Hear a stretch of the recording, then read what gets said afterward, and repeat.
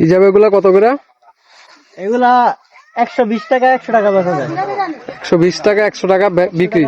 এবার লাস্ট আপনি ভিডিও দেখে আসলে 80 টাকা রাখা যাবে। 80 টাকা রাখা যাবে না?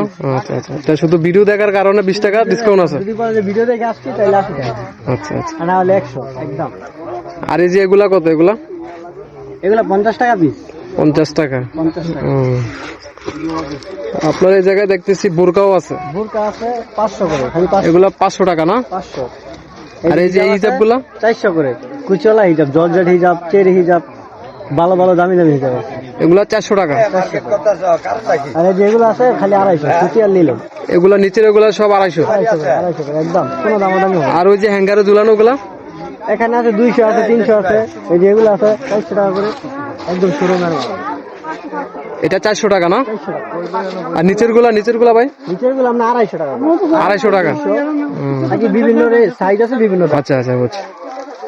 আর এই জায়গায় তো দেখতে পাচ্ছি ছোট বড় সব ধরনের সাইজ আছে। ছোটগুলা 150, বড়গুলা 200, আর সাদাগুলা 250। সাদাগুলো 250।